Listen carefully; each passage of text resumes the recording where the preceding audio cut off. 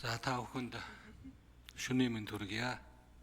Өнгөрсөн 35 жилийн туршид Монголын төр засгийн хамгийн их алдсан зүйл бол миний ойлгож байгаагаар ард түмэн төрд итгэх итгэлээ алдсан гэж бодож байна.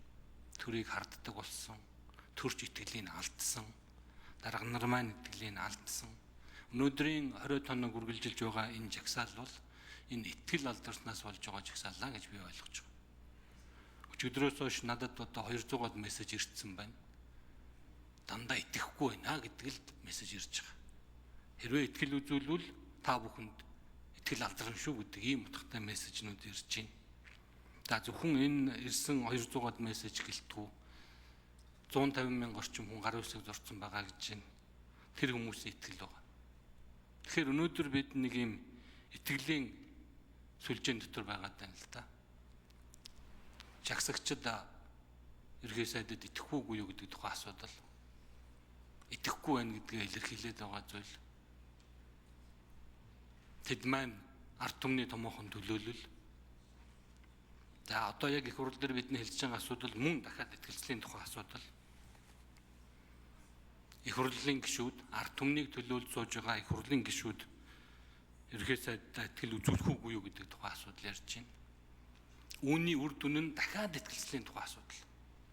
Эндээс өнөөдрийн гарах шийдвэрээс хамаарч ард түмний төрд итгэх итгэл чангарах уу, сулрах уу гэдэг зүйлийг дахиад ярих гэж байж байгаа. Ийм хариуцлагатай мөчөд бид байж байгаа гэж бодож байна. Бид ард түмнийг төлөөлж энэ дагим сууж байгаа. Ард түмэн маань гэтэл нэлээд нь талбай дээр гарцсан байж байна. Тэд ард түмэн мөн шүү дээ. Тэд юу хүсэж байгаа нэг тодорхой. Анх нэг хүний асуудал юм шиг гарч ирээд дараа нэг намын асуудал болоод хоёр намын асуудал болоод одоо тэгээд их хурлын асуудал болох гээд за бүр цаашлаад институт хоорондын асуудал юм шиг болох гээд ингэж дэвэрч явж байгаа нь бол тун харамсалтай зүйл юм аа. Бид юу бодох ёстой вэ гэвэл ард түмний төрд итгэх итгэлийг хэрхэн сулруулахгүй байх вэ гэдгийг бодох ёстой болов уу гэж би бодож байна.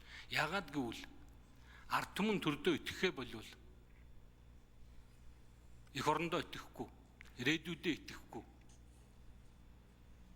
Бид бол магадгүй өнөөдөр яг эсэргээрээ ард түмний төрд итгэх итгэлийг яаж хадгалж үлдэх вэ гэдэг асуудлыг илүү их анхааран ярих ёстой байсан болов уу гэж бодож байна.